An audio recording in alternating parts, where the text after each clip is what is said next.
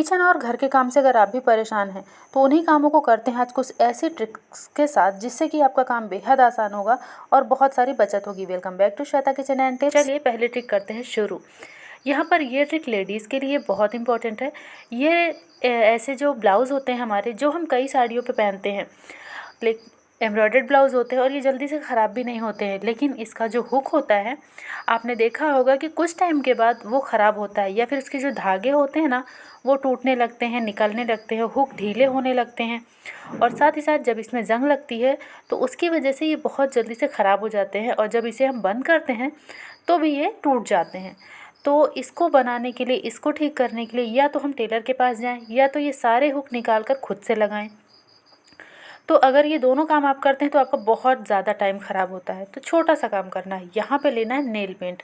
चाहे आप सिल्वर ले लीजिए, चाहे आप गोल्ड ले लीजिए, या फिर जो भी आपके ब्लाउज़ का कलर है आप उसके हिसाब से भी कलर को ले सकती हैं। नेल पेंट लेने के बाद यहाँ पर देखिए अच्छे तरीके से हमें इसमें लगाना है, जैसे मैं लगा रही हूँ सेम तरीके से पूरे हुक में भी लगाना है। और साथ ही साथ यहाँ पर जो नीचे इसमें तागा लगा हुआ है जिसे ये टाँका गया है उसमें भी अच्छे तरीके से लगा देना है। तो मैंने पूरे हुक में अच्छे तरीके से इसे लगा दिया है। अब इसे थोड़ा सा सूख जाने देंगे। फिर जब ये सूख जाएगा तो आप देखेंगे कि बहुत अच्छे से जो धागा इसमें से निकल रहा था, जो ढीला हो गया था, वो भी टाइट हो जाएगा। और साथ ही साथ जो जंग लगने की वजह से ये ख़राब दिख भी रहा था और ख़राब हो रहा था, वो भी नहीं होगा। बहुत सुंदर भी लगेगा, बहुत अच्छे तरीके से ये काम भी करेगा। तो आप चाहें तो इस ट्रिक को अपना के अपना टाइम भी बचा सकते हैं, अपना ब्लाउज़ भी ठीक कर सकती हैं और अपनी मेहनत भी बचा सकती हैं। उम्मीद करती हूँ ये ट्रिक आपको पसंद आई होगी। अब देख लेते हैं अगली ट्रिक। तो यहाँ पर ये जो मिट्टी के दिए हैं तो इन्हें मैंने लिया हुआ है और इनकी बाती को निकाल के मैंने ऐसे ही इसे रख दिया था ताकि ये सूख जाए। अब यहाँ पे यही तेल लगा हुआ दिया हम डालेंगे चावल के अंदर। जी हाँ फ्रेंड, जब हम चावल बनाते हैं तो आपने देखा होगा कि सबसे पहले तो इसमें मेज़रमेंट के लिए हम कोई कप या कटोरी रखते हैं और दूसरी बात, इसमें ना कुछ टाइम के बाद छोटे छोटे कीड़े लगने लगते हैं। तो जब आप इस तरीके से इस तेल वाले दिए को इसके अंदर डालेंगे तो इसकी वजह से इसमें कीड़े मकोड़े भी नहीं लगेंगे और साथ इसमें आप मेज़रमेंट के लिए जो ग्लास कप डालते हैं वो भी आपको नहीं डालना पड़ेगा। तो इस छोटे से दिए से आप अपने चावल में लगने वाले कीड़ों को भी दूर रख सकते हैं और मेज़रमेंट कप को भी आप हटा सकते हैं, मतलब कप कटोरी आपका नहीं फंसेगा। उम्मीद है ये ट्रिक आपको यूज़फुल लगी होगी। अब यहाँ पे ये जो फॉर्चून होता है, मतलब जो तेल का इस तरीके से पैक आता है, इसका यूज़ हम बहुत आसानी से ले सकते हैं। देखिए ऊपर का सिरा हमें काट देना है, इसमें बहुत ज़्यादा ऑयल लगा होता है, कितना भी हम निकाल लें लेकिन फिर भी इसमें तेल लगा ही होता है। और यहाँ पर ये तेल हम कैसे निकालें, देखिए वैसे तो कई तरीके हैं लेकिन यहाँ पर मैं एक ट्रिक आपको बता रही हूँ। आप इसमें थोड़ा सा आटा डाल लीजिए। जैसे सुबह हमारे बच्चे स्कूल जाते हैं तो हमें 2-4 पराठे या पूरियाँ बनानी होती हैं, तो आप इसमें थोड़ा सा आटा डाल के थोड़ा थोड़ा पानी डालिए। और ये ट्रिक तब भी काम करेगी जैसे कि हाथ जल गया, हाथ में चोट लग गई या फिर किसी कारणवश आप हाथ से आटा नहीं गूंद सकती हैं, तो इस तरीके से आप बहुत आसानी से आटा लगा सकती हैं। मिनटों में लग के तैयार हो जाएगा। यहाँ पे मैक्सिमम 1 मिनट का टाइम आपको लगेगा आटा लगाने के लिए। तो देखिए इस तरीके से होगा ये कि जो आप आटा लगा रही हैं उससे रोटी, पूरी, पराठा जो भी बनाएंगी वो बहुत ही स्वादिष्ट, बहुत ही नरम बनेगा। दूसरा, आपको बिना हाथ लगाए आटा गूंद के भी मिल जाएगा। और अगर आपको जैसे कि कोई प्रॉब्लम होती है आटा गूंदने से, हाथ वगैरह में चोट वगैरह लगी है, तो भी आप इसको आसानी से यूज़ कर सकते हैं।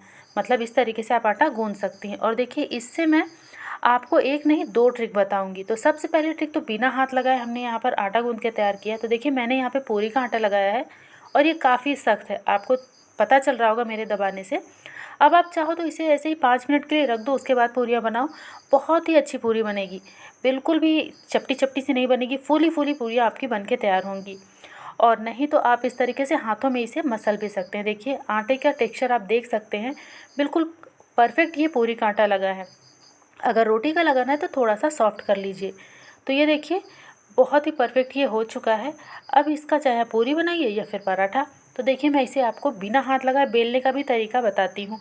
जैसे कि बच्चे हो गए, उन्हें बेलना नहीं आता, या फिर जो लड़के या लड़कियाँ बाहर पढ़ते हैं और वो खुद से खाना बनाकर खाते हैं और उन्हें बेलने में झंझट होती है, या चकले बेलन नहीं रखा है उन्होंने किसी कारणवश, तो वो भी इस ट्रिक का यूज़ कर सकते हैं। तो सबसे पहले हमें इस तरीके से पन्नी को कट कर लेना है, इसके सिरे को निकाल देना है तीनों तरफ से। अब आप देख पा रहे हैं कि इसमें आटा कितना कम चिपका हुआ है, मतलब हमारा आटा भी वेस्ट नहीं होता है। अब यहाँ पे इस पन्नी को मैंने काट लिया है, अभी भी इसमें काफ़ी चिकनाहट है और यहाँ पे मैंने लोई ले ली है आटे की। अब यहाँ पे ना बेलन का यूज़ करना है ना ही मेहनत का, बस इस तरीके से रखिए और चकला ले लीजिए या फिर प्लेट ले लीजिए, मैं वो भी आपको आगे बताऊंगी कि आप और किस तरीके से इसे बना सकते हैं। बस इस तरीके से प्रेस कर दीजिए। ये देखिए आराम से आप रोटी पूरी इस तरीके से बेल सकते हैं। बस आप लोई को थोड़ा बड़ा कर लीजिए तो आप रोटी भी आसानी से बेल पाएंगी, और अगर पूरी बनानी है तो लोई को थोड़ा छोटा कर लीजिए। यहाँ पे देखिए अगर चकला नहीं है तो आप इस तरीके से प्लेट का भी यूज़ कर सकती हैं। बहुत आसानी से बिना हाथ लगाए आटा भी गूंथा जा सकता है, बिना हाथ लगाए रोटी भी बनाई जा सकती है। अगर हाथों में कोई दिक्कत है तो, या फिर जिन्हें नहीं आता है, जो बच्चे बाहर रहते हैं उनके लिए भी। अब देखिए ये पूरी जो है ना फूलेगी भी, ऐसा नहीं कि चपटी सी रहेगी, बहुत ही बढ़िया तरीके से फूलेगी। कहीं से भी ये आपको लगेगी ही नहीं कि आपने इसे हाथ से नहीं बेला है। चारों तरफ से बिल्कुल परफेक्ट बन के तैयार होती है। इस ट्रिक को फॉलो करके आप जो है आराम से बिना हाथ लगाए ये काम कर सकते हैं। तो देखिए पूरी फूली ना, इस तरीके से बहुत ही बढ़िया तरीके से ये फूलती है और सबसे ख़ास बात कि बहुत ही परफेक्ट बन के तैयार होती है। सारी पूरियों को मैंने इसी तरीके से बना लिया है और फ्राई भी कर लिया, आप देख ही पा रहे हैं। अब यहाँ पे एक बहुत ही खास ट्रिक बता रही हूँ। तो देखिए कोई कोई रेसिपी ऐसी होती है ना कि हमें मिट्टी के बर्तन में उसे परोस के खाने में बहुत मज़ा आता है, तो इस तरीके से भी आप मिट्टी के दिए का यूज़ कर सकते हैं।